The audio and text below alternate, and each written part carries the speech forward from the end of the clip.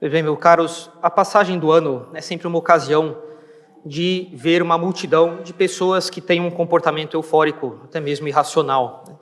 Música alta a noite inteira, músicas ruins, embriaguez, infantilidades, e muitos pensam não ter problemas nesses excessos, um pouco ou um tanto, como nós falamos na mensagem que nós mandamos ontem, por ocasião das preparações para o ano novo. E mesmo já falei algumas vezes, já refletindo sobre essas ocasiões em que na vida das pessoas acontecem euforias irracionais, espécie de campos de irracionalidade na vida das pessoas, bolhas de irracionalidade, que podem ser também uma tentação pontual, consentida. Quando falamos de irracionalidade, nós não queremos necessariamente nos referir a uma rave de música eletrônica regado a drogas sintéticas por mais de 12 horas a noite inteira, não. Consentir numa tentação já é uma pequena introdução de irracionalidade na nossa vida. Mas há quem faça isso, introduzir irracionalidade na vida, há quem faça isso para valer mesmo. Talvez não como uma festa rave, mas um réveillon agitado e sem freios morais nada claros. Eu dizia que já fiz algumas reflexões sobre isso, essas ocasiões de irracionalidade na vida das pessoas, que pretendem ser muito razoáveis, todas as pessoas pretendem ser sempre muito razoáveis, mas elas voluntariamente, de maneira deliberada, de maneira consciente, vão atrás e deixam introduzir na vida delas ocasiões de irracionalidade. E eu falava que, uma vez, numa aula, na faculdade, um professor de filosofia antiga, ele falava justamente que, bem, ele comentaria isso depois, e acabou não comentando, mas ele falaria algumas considerações sobre como na Grécia Antiga acontecia algo assim entre os gregos. Eles eram muito conhecidos pela sua racionalidade, pela estruturação de sistemas de filosofia que tentavam entender a ordem do mundo, as causas das coisas, a estrutura dos seres, forma e matéria, substância e acidentes, a sociedade e a política, para depois irem consultar pitonisas, fazerem festas em honra a Baco, regada a todo tipo de bebida, cheios de excesso, de embriaguez e também contra a castidade a noite inteira. E os romanos também faziam coisas semelhantes nas suas saturnálias, etc.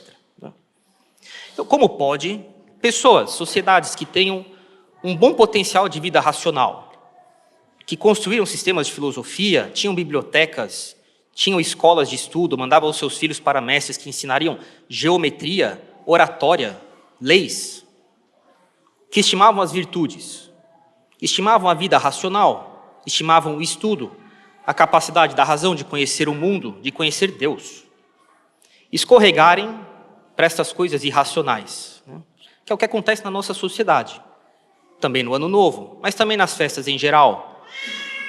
Quem já fez faculdade sabe do que estou falando.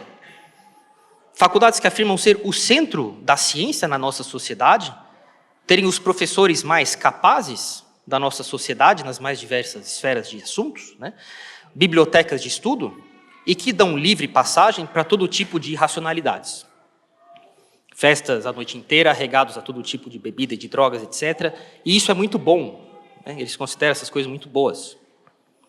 E, para servir de contraste, para ficar mais claro, porque quando colocamos duas coisas bastante diferentes uma do lado da outra, as diferenças ficam ainda mais claras. Uma vez eu passei a virada de ano em um convento. Eram férias no seminário na França, eu e mais alguns seminaristas. E nós estávamos passando pelo sul da França, tínhamos ido visitar Carcassonne, cidade fantástica da Idade Média, e fomos passar a noite do dia 31 para o dia 1º, em um convento de uns religiosos que rezam a missa tridentina, na cidade de La Grasse, no sul da França. E foi a virada de ano mais tranquila da minha vida. Jantar às 19h30, 20h45 completas, com exame de consciência, dormir, 4h30 da manhã do dia 1º, matinas e laudes, missa 6h15, etc. E assim todos os conventos e mosteiros, dignos deste nome. Não existe euforia, não existe festa, no sentido... Bem, em nenhum sentido. Mas eles não deixam de levar as coisas com tranquilidade, com alegria. mas é verdade que eles não se deixam levar pela tentação de uma euforia irracional. E como é que eles não se deixam levar por isso? Porque eles também são seres humanos, hein? Eles também, se não tomarem cuidado, podem fazer coisas ruins mesmo dentro do convento. São Bento prevê mesmo que um monge bata no outro. E o que um abade deve fazer nessa situação? Está na regra de São Bento. Então, cuidado, não é porque se está num mosteiro que o demônio não ronda buscando a quem devorar. Mas por que, de maneira geral, os monges, na sua grande maioria, nos conventos e mosteiros dignos deste nome, né, eles não se deixam levar pela euforia irracional? Por que não existem bolhas, momentos de irracionalidade, de euforia, nos conventos e nos mosteiros e na vida dos religiosos? Porque a vida religiosa não é fácil. Não é fácil. A vida religiosa é um constante esforço para viver em comum. Eu lembro uma vez que eu estava num outro convento e meu pai estava junto comigo e assistimos uma missa às 6 da manhã, uma missa privada, rezada, num altar lateral do convento. Eram beneditinos. E meu pai fala assim para mim depois do café da manhã: acho que viver aqui deve ser um paraíso, hein? Silêncio, tranquilidade, missa, biblioteca, né? Eu falei: pai, São Bento prevê que um monge bata no outro na regra. Prevê na regra que um monge bata no outro, né? Ele, lógico, entendeu o que eu queria dizer. E aí, ele, breve instante de reflexão, afirmação positiva com a cabeça assim, e diz: pensando bem, aquele monge que servia a missa do outro monge, que era padre, ele tinha sempre um missalzinho na mão, um missal de fiel, né, para responder, e um óculos, com o fio que sustenta o óculos em torno do pescoço. E aí, põe o óculos, abre o missal. Laus tibi Christe. Fecha o missal, tira o óculos. Põe o óculos, abre o missal, et com o espírito tuo. Oremos. Tira o óculos, fecha o missal. E isso a missa inteira. Eu falei: pai, imagina você ver alguém fazer isso por 30 anos. Né? Uma hora alguém bate em alguém, se não toma cuidado. Né? Mas por que eles não fazem isso, na maioria das vezes? Porque eles têm a graça. Porque eles buscam a graça e cooperam com ela. A graça os forma de maneira orgânica, sem saltos, de maneira muito discreta, como os filhos de vocês crescem, como cada um de nós cresce, sem saltos. Existem épocas na vida que tem uns estirões, mas não deixa de ser sem saltos. São crescimentos orgânicos ao longo da vida. E a graça age assim, porque lembre, a graça é uma vida, e ela cresce de maneira orgânica. O homem velho vai sendo substituído por um homem novo. As pessoas vão se tornando cada vez mais, sem saltos, filhos de Deus, de Jesus Cristo. E vão deixando, por assim dizer, de ser filhos de Adão. Isso é a vida católica. Afastar-se cada vez mais de Adão e unir-se cada vez mais a Jesus Cristo. Né? E ninguém consegue imaginar um convento, um mosteiro, seus religiosos virando à noite, não só no ano novo, mas em qualquer ocasião do ano, uma outra vez, né? Com garrafas na mão, óculos brilhantes no rosto, meio ridículos assim, luz, música alta, porque precisam extravasar, porque eles precisam aliviar as pressões da vida. Muita pressão do abade sobre mim, muita pressão do chefe do refeitório. Na hotelaria chegou tantas pessoas, e aí já o monge olhou feio para mim, eu não aguento tanta pressão. Nunca ouvi isso. Eu já tive a ocasião de chegar, tendo marcado, né, as datas no mosteiro, e por alguma coisa, por algum imprevisto, o monge chefe da hotelaria não havia registrado isso, e nós chegamos sem quartos previstos, de fato. Né? Ele, com toda a tranquilidade, pegou um papel e uma caneta, e diante de nós começou a reorganizar as coisas, e encontrou algum lugar para nós ficarmos, sem dar chilique, sem chorar, etc. Né? A vida conventual é árdua, é penosa, existe uma cobrança. Existe pressão, lógico que existe pressão.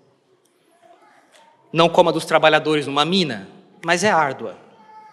E se um religioso não tomar cuidado, não buscar a graça e não corresponder à graça, ele acabará se tornando uma pessoa ruim, como São Bento prevê na sua regra, que um chegue a bater no outro.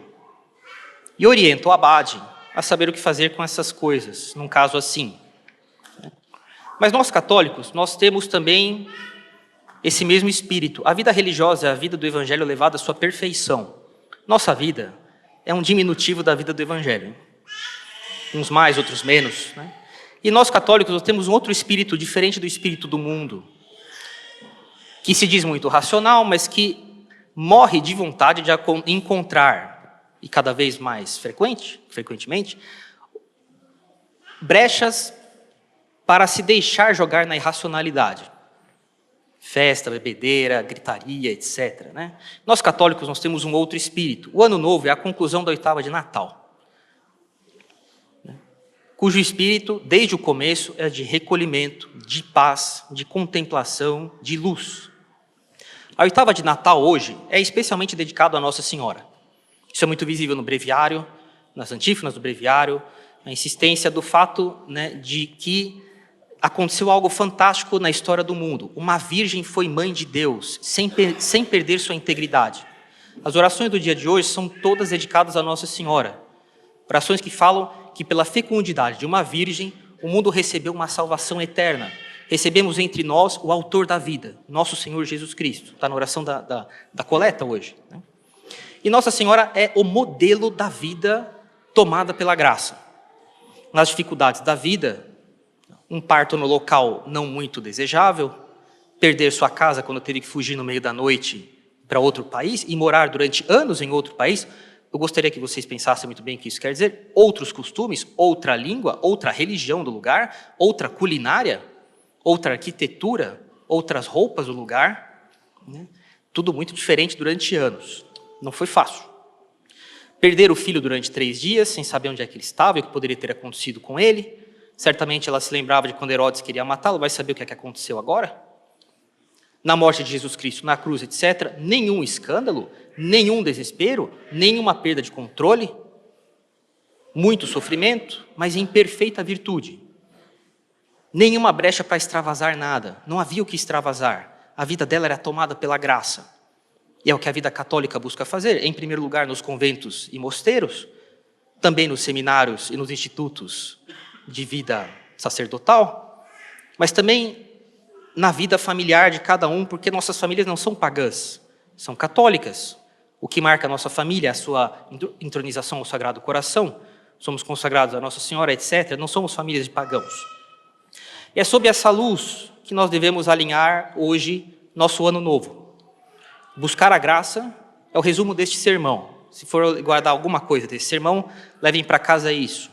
Este ano serve para buscar a graça, cooperar com ela, abandonar o velho homem, filho de Adão, e sermos mais filhos de Deus e Jesus Cristo do que já somos.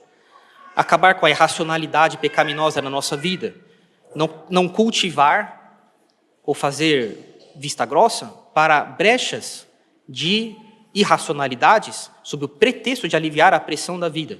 Você precisa aliviar a pressão da vida, vá conversar com Jesus Cristo, vá refletir sobre a vida de Nossa Senhora, vá fazer penitência e mortificação, vá tirar um dia ou alguma manhã, ou metade de uma manhã, ou metade de uma tarde, para sentar e ler alguma coisa e refletir na sua vida diante de Deus, e fazer com que a graça reine soberana na nossa vida. Né? Um feliz e santo Ano Novo para vocês, sejam todos muito generosos com o nosso Senhor Jesus Cristo, que nos dá mais um ano. Nós não sabemos o que acontecerá ao longo dele. Em outras épocas, os pais podiam educar os filhos sabendo que em 100 anos o mundo continuaria igual. Hoje eu não sei como será o mundo daqui a 5 anos. Né? Que nós tenhamos generosidade com o nosso Senhor Jesus Cristo, com sua graça, sejamos esforçados em colaborar com a sua graça, não jogar mais um ano inteiro de graças fora. Essa capela, vimos no sermão de retrospectiva ontem, tem muitas graças, né? Muita coisa nos será cobrado. Sejamos generosos com o nosso Senhor e façamos um ano em que a graça reine soberana na nossa vida. Em nome do Pai, do Filho e do Espírito Santo. Amém.